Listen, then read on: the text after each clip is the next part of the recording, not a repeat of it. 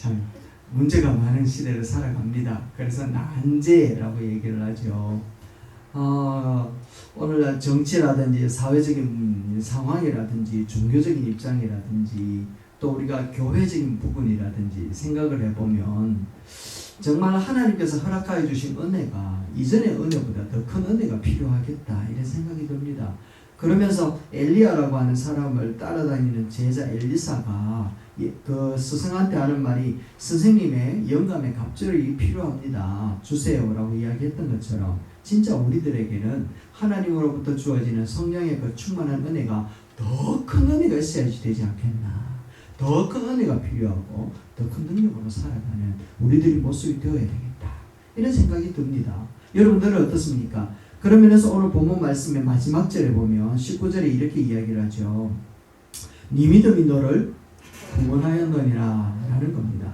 그래서 여기서 이야기하고 있는 믿음과 구원에 대한 부분들을 우리가 생각을 해보면서 오늘 본문 말씀에 나오는 이 문둥병자, 그 한센병에 걸린 이분은 10명이었습니다. 10명이었잖아요. 예수 그리스도가 지나간다는 소리를 듣고 그것도 사마리아 지역이었어요. 사마리아 지역은 우리가 잘 모르지만 그 사마리아 지역은 어떤 일이 있어도 저 지역으로 유대인들이 걸어가지 않는 그런 땅이었습니다.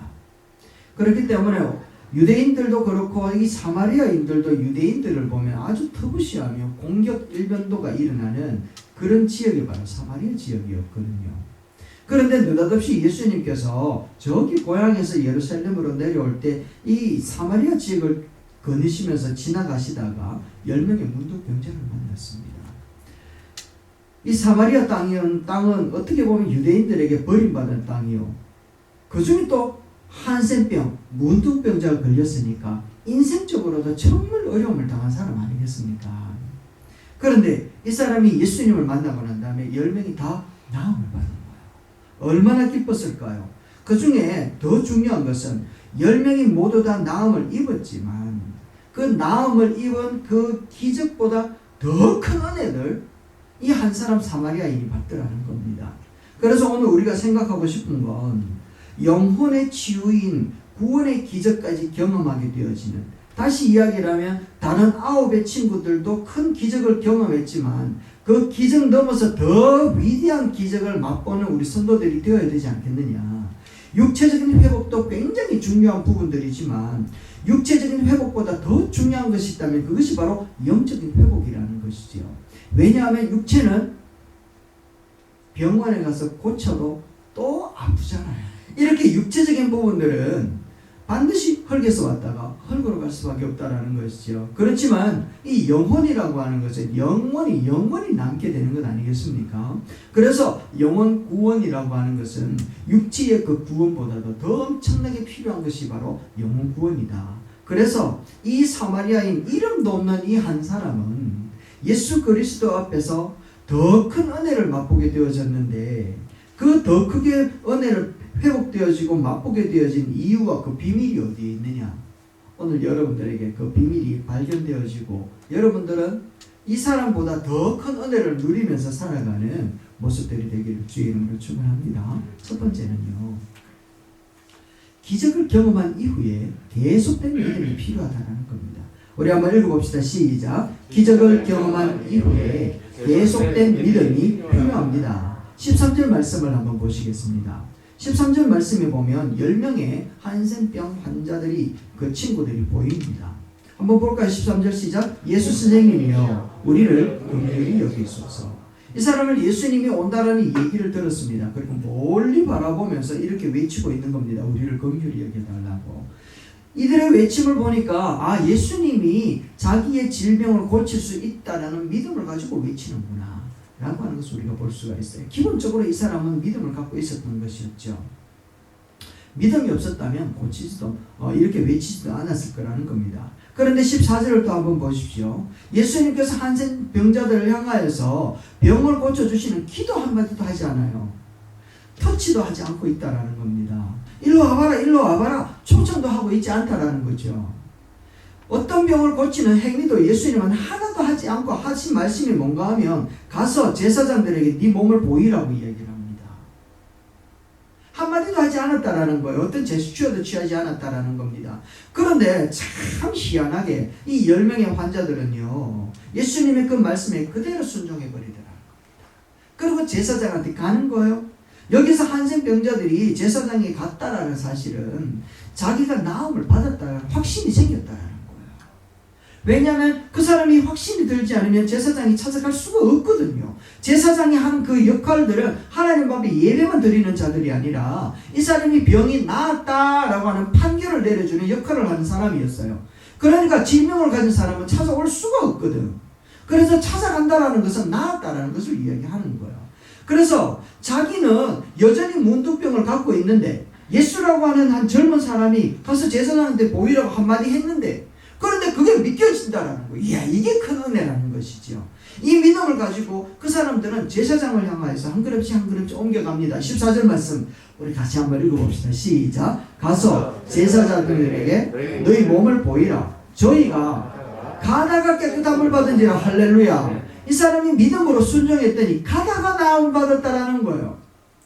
그런데 문제는 무엇인가 하면 그 이후가 문제라는 겁니다. 그 이후가.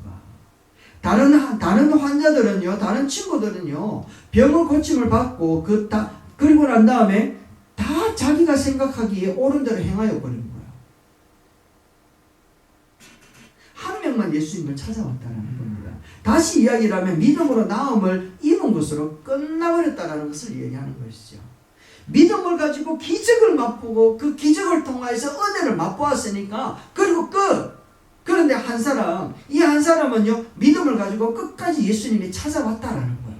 이야, 이게 놀라운 모습이라는 것이죠. 모든 사람은 기적을 경험하고 제갈길로 가버렸는데 오직 이름 없는 이 사마리아인 이 사람이 예수님을 찾아왔다는 것이요. 그리고 예수님께 찾아왔을 때 예수님이 그에게 하는 말이 무엇인가 하면 네 믿음이 너를 구원하였느니라. 할렐루야. 네. 여러분, 우리의 믿음으로 말미암아 육체적인 나음을, 우리의 문제가 해결되어지고 우리의 기도가 응답받는다는 놀라운 역사와 그 기적의 응답을 우리는 이루어질 줄로 믿습니다. 네. 그러나 그것은요, 일반 은총 속에 살아가는 사람들도 다 받는 은혜라는 겁니다.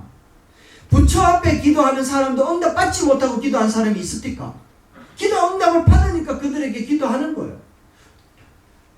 가까이 가가지고 기도하는 사람들이 기도 응답을 못 받는다면 누가 기도하겠습니까? 기도 응답 받으니까 기도하는 거예요. 그런데 우리 크리스천들은요, 기도 응답을 받았기 때문에 땡이 아니라 기도 응답을 받았기 때문에 믿음이 더 커야지 되는 줄로 믿습니다. 그래서 이 사람은요, 다시 한번 예수를 향하여서 나아와서 예수님 앞에 고백하고 있는 모습을 우리에게 보여줍니다. 그래서 기적은요, 경험한 후에 계속되는 믿음이 더 큰 기적을 우리에게 갖고 온다는 거 꼭 잊지 말아야 되는 겁니다. 철학자 니체는요, 이렇게 이야기를 합니다. 한번 읽어봅시다. 갈로 아래 있는 거 한번 읽어봅시다. 시작. 기독교인들의 믿음을 지팡이에 불과하다. 기독교인들의 믿음은 지팡이에 불과하다. 여러분들의 믿음은 어떻습니까? 지팡이는요, 실제로 예수 믿는 사람들은 예수님을 지팡이처럼 의지하고 믿고 가다가 필요하지 않으면요, 냅다 내버린다라는 거예요. 산에 올라갈 때 지팡이 들고 올라가다가 내려올 때는 그 가지 버리고 내려오는 거잖아요. 이 본문에 9명이 그랬다라는 겁니다. 처음에 10명은요, 똑같은 믿음을 가지고 이 고침을 받기 위해서 그렇게 부르짖었다라는 거죠. 건강을 얻게 되찾기 위해서 그렇게 부르짖었어요. 그런데 예수 그리스도를 다시 찾아온 사람은 없다라는 것이죠. 예수님을 지팡이처럼 버려버렸다라는 겁니다. 히스기야 왕이 그렇게 살았지 않습니까? 여러분, 죽을 병이 걸렸을 때 하나님의 능력이 필요하니까 모든 방법을 뒤로내하고는 십자가의 은혜, 그러니까 병만 바르고 하나님만 바르고 기도했대요. 그러니까 하나님의 은혜와 하나님의 능력으로 병이 나음을, 깨끗한 나음을 받았단 말이죠. 그런데 그 다음에는요, 어떤 일이 기록되어졌는가 하면 역대하에 보니까 이렇게 기록되어져 있습니다. 히스기야가, 시작. 히스기야가 마음이 교만하여 자신에게 주어진 은혜에 보답하지 아니하였으므로 그와 유대와 예루살렘 위에서 진노가 내렸으나, 이건 뭐 얼마나 무서운 부분입니까? 이 히스기야는요, 하나님의 은혜를 경험하고 난 다음에 필요 없으니까 하나님을 버렸다라는 거예요. 더 큰 기적, 더 큰 은혜, 더 큰 능력, 여러분 이것을 맞이하기 위해서는 기적을 경험한 후에 더 믿음을 붙들어야 될 줄로 믿습니다. 아멘. 사사시대가 그랬단 말이죠. 자기가 어려우니까 하나님 앞에 기도해요. 하나님을 경험하고 난 다음에는 또 또 버려버리니까요. 자기 소견대로 행하여 가는 거예요. 그러니까 더 큰 어려움이 찾아오네. 더 큰 문제가 찾아오는 거예요. 그러니까 더 부르짖는 겁니다. 결국에는 하나님이 그들을 향하여서 뭐라고 이야기하고 있는가 하면 역시 너희들은 너희 소견대로 행하는 인물들이구나 라는 하나님의 메시지를 보게 되어집니다. 여러분, 기적을 경험하게 되면 그게 끝이라고 생각하지 말아야 됩니다. 기적이 끝이라고 생각되어지는 순간 기적이 변질되어져 가지고 우리들에게 암덩어리로 존재하게 된다는 사실을 꼭 기억을 해야 되는 거예요. 기적이 기적으로 남기 위해서는 끝까지 믿음을 더 부여잡고 주님을 찾아오는 주의 자녀들이 되기를 주의 이름으로 축원합니다. 아멘. 여러분, 여기에 예수님을 찾아왔던 이 한 사람은요, 자기가 치유되어지는 그 기적을 경험하고 난 다음에 예수님이 어떤 분인가를 발견하게 되어진 거예요. 예수님을 경험했다라니까요. 그래서 예수님을 향하여 달려왔다라는 겁니다. 이전까지의 믿음은 자기 육체를 낳는 것으로서 정말 그 마중물처럼 그렇게 역할을 했다면, 이제 영혼의 구원을 얻기 위해서는 그 이전의 수고와는 아무 상관없이 그 이전 수고를 더하여서 주님을 찾아오는 이 믿음의 걸음이 있었다라는 것이지요. 그래서 그는요, 자기 영혼의 구원을 얻을 수 있는 놀라운 능력은 예수님밖에 없다라고 하는 것을 알고서 주님 앞에 찾아온 거예요. 예수님을 지팡이로 던져버린 것이 아니라 자기 인생의 주인으로 디딤돌로 삼고 일어났다라는 것이죠. 할렐루야. 예수님을 평생의 구주로 믿는 여러분 되시길 주의 이름으로 축원합니다. 절대적인 주인으로 믿고 모시는 삶, 예수님만이 자기 인생의 절대 주인이다 라고 하는 믿음을 가지고 예수님 앞에 찾아왔다라는 것입니다. 예수님은 찾아오는 그 사마리아인을 보면서 제자들에게 묻습니다. 나머지 9은 어디 갔느냐? 이 물음은 누구를 향하여 부르짖는 소리일까요, 여러분? 유대인들을 향하여 묻는 소리라는 겁니다. 유대인들은 지금까지 구약의 모든 역사와 예수님이 오셔가지고 하나님이었던 예수님이 오셔가지고 온갖 기적을 드러내는 지금 이 상황에서도 한 사람도 예수님 앞에 예수가 하나님이라는 사실을 알고 예배하며 찬양하며 경배하기 위하여 감사하기 위하여 온 사람이 아무도 없었다라는 것이지요. 사마리아인보다도 더 못한 저 유대인들을 향하여서 9명이 지팡이처럼 예수님을 버리고 도망가버리고 떠나버리는 그들을 향하여서 유대인들 너희 나음이 무엇이 있느냐라고 물으시고 있는 예수님의 음성이라는 겁니다. 오늘 우리에게도 묻는 것 아닐까요? 여러분, 우리는 기적이 필요한 존재들입니다. 하나님의 초월적인 능력을 우리는 원하여서 간구하고 있다라는 것이지요. 그래서 우리는요, 시험 칠 때 하나님 도와주십시오라고 이야기해서 하나님 도와주고자 합격을 했어요. 그러면 끝. 입사를 하기 위해서 하나님 회사 입사하는데 도와줬는데 입사를 했어요. 그러면 끝. 여러분, 가나안에 들어가기까지 이스라엘 백성들은 출애굽을 하기 위해서 그렇게 하나님 앞에 부르짖었습니다. 이 고통, 이 고난, 이 어려움을 어떻게 구원하고 우리는 어떻게 살란 말입니까? 부르짖었을 때 하나님의 구원의 능력이 그들을 구원하여 냈단 말이죠.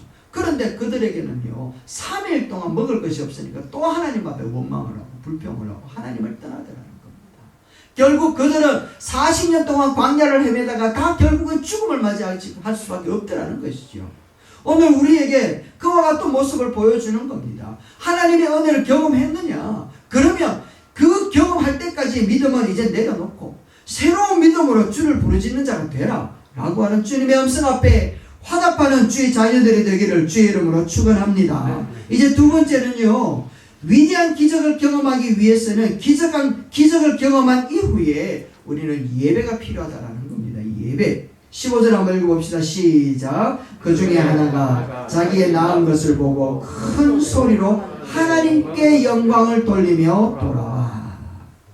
예수의 발 앞에 엎드려 살해하는 이 사마리아인의 모습은 결국 하나님 앞에 존경하여 엎드리는 것이 아니라 하나님 앞에 영광을 돌려드리며 자기에게 하나님의 영광이 임하였다라는 것을 알고 예수님을 통하여 하나님의 영광이 나에게 임하였다라는 것을 감사하며 하나님 앞에 예배하며 엎드렸던 그 모습이었다라는 것을 우리에게 보여주고 있다라는 겁니다. 사마리아라고 하는 그 땅은 이미 이스라엘 백성들에게서는 멸시와 조롱을 받고 문둥병이 들었다라는 것은 개같은 취급을 받는 그런 존재였지만 그들은 하나님을 향하여 신앙을 가지고 있다고는 이야기를 하지만 그러나 그들의 신앙은 혼합되어져 있는 그런 신앙이었다라는 것이죠.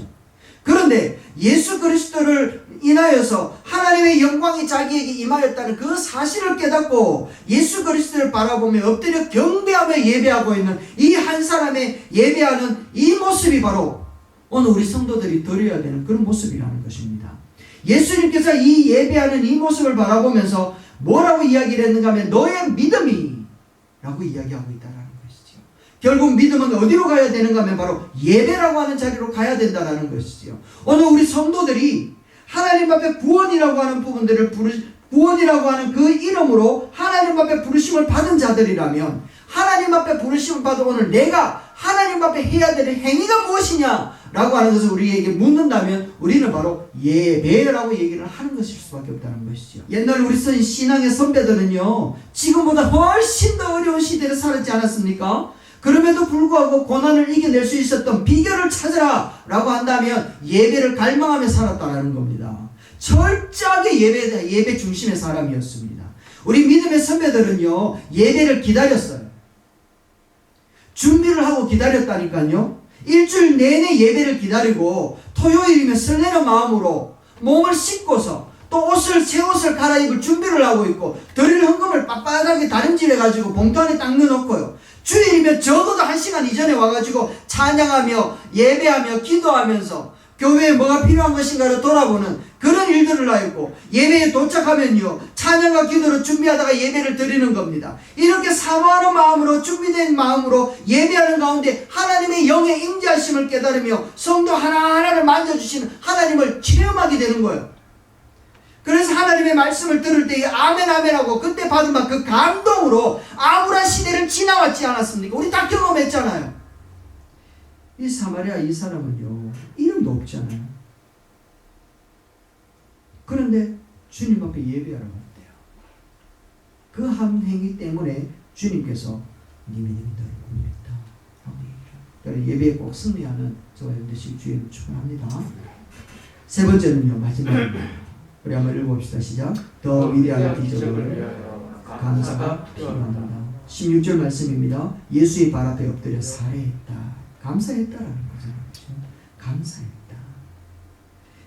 마음에서부터 우러나는 그런 감사. 여러분 한번 생각해 보십시오. 평생을 문둥병으로 살았어요.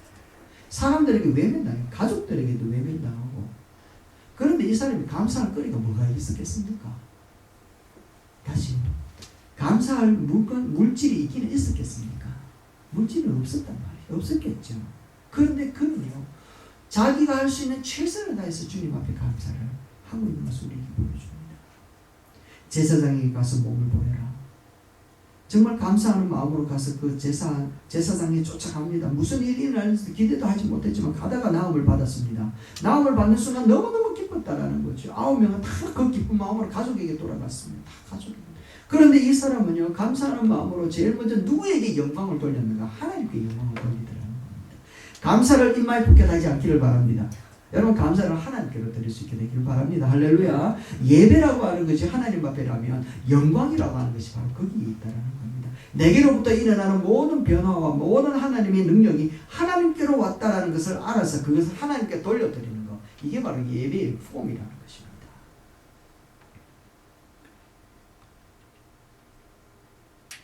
우리가 살아가는 이 시대는 감사라고 하는 부분들을 찾아내기가 정말 어려울 정도로 힘든 시대를 살아가고 있습니다. 그래서 별로 감사할 것이 없다 이런 생각이 들 때가 참 많아요. 그런데 고통과 근심 속에서도 우리는 하나님의 수많은 약속과 변하지 않는 선하심에 대해서 감사할 수 있어야 되는 게 우리 크리스천이라는 겁니다. 그래서 어떤 중국에서 선교하시던 분이 계셨는데요. 헬리스 프로스트라고 하는 분이신데 이분은요 이제 집으로부터 슬픈 소식을 들었답니다. 그런데 이 슬픈 소식을 듣고 난 다음에 선교하는 그 현장 가운데 정말 어두운 그런 슬픈 그 그림자들, 어둠의 그림자들이 자기 영혼을 확 덮더래요. 그렇게 아무리 기도를 하여도 이 어둠이 사라지지 않고 눌림받은 그런 모습이 있었다는 겁니다. 아무리 애를 써보고 아무리 견디려고 해도 이 어둠은 점점 깊어갈 뿐이었지. 그런 정말 해결할 수 있는 방법이 없었대요. 그래서 도저히 안 되겠다 싶어서 이제 선교 본부로 다시 돌아오는 그런 상황 가운데에 본부 벽에 이렇게 탁 글자가 기록되어져 있더랍니다. 감사를 연습하십시오. 감사를 연습하십시오. 시작. 감사를 연습하십시오. 그래요. 감사를 연습하십시오. 그래서 나는 그대로 해보았습니다. 그러자 모든 어둠의 그림자가 사라지고 다시는 나에게 되돌아오지 않았습니다. 그래서 시편 기자의 말이 옳습니다. 하나님께 감사함이 좋으나이다 라는 것이죠. 여러분, 감사할 것이 별로 없는 시대에 살아갑니다. 그래서 감사가 안 되면 지금부터 감사를 연습하셔야 됩니다. 연습하셔야 됩니다. 연습. 감사를 연습하셔야 됩니다. 감사하면 원망과 불평이 나도 모르게 사라집니다. 불안과 두려움이 변화해 기쁨이 되는 놀라운 기적을 맛보게 되어진다는 것이죠. 여러분, 감사는요, 연습이에요. 성경 어디에 감사 한번 해볼래? 이런 말이 있었니까 하나님이. 네가 건강하면 감사해라. 어렵고 힘들면 감사 안 해도 돼. 이거 아니잖아. 그렇죠? 하나님은 설명이 없습니다. 설명 없이 감사해라. 명령 하나 딱 해놓고 끝입니다. 그리고 감사해본 사람들이 기록해 놓은 게 성경의 말씀이더라는 거죠. 혹시 우리 가운데에 영적인 생활이 어두운 그림자로 확 덮여 있는 분들이 계십니까, 여러분? 그러면 감사를 연습해 보십시오. 감사를 시작해 보십시오. 그러면 감당하기 어려운 이 무거운 짐들이 나도 모르게 하나 벗겨지는 것을 경험하게 될 것입니다. 정말 우리가 답답해서 허우적거리는 그런 상황에도 머릿속에서 하나님 앞에 날 구원하여 주시고 여전히 날 사랑하시고 날 버리지 아니하시는 여호와 하나님을 바라보면서 감사를 한번 해보십시오. 그것이 결국 나를 구원해 주신 것에 대하여 놀라운 은혜로 다시금 찾아오는 계기가 된다는 것이죠.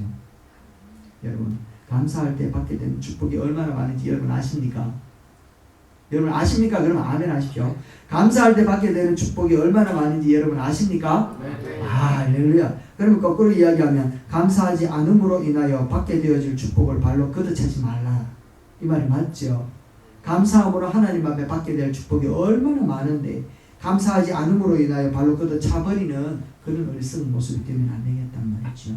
감사함으로 하나님의 놀라운 은혜를 체험하고 큰 능력을 가지면서 오늘 이 시대를 살아가는 저와 여러분 되시길 주의로 축원합니다. 말씀을 맺겠습니다.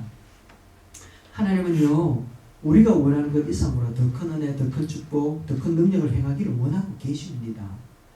그래서 오늘 우리들이 그 위대한 기적 모습으로 우리가 체험을 하고 우리가 그 은혜 가운데 풍성히 누리기 위해서는 하나님을 향하여 온전합니다. 기적을 경험한 이후에 온전한 믿음을 향하여 다시 한번 나아가야 된단 말이죠. 예수님이 나의 인생의 혼자라신 주님이시다.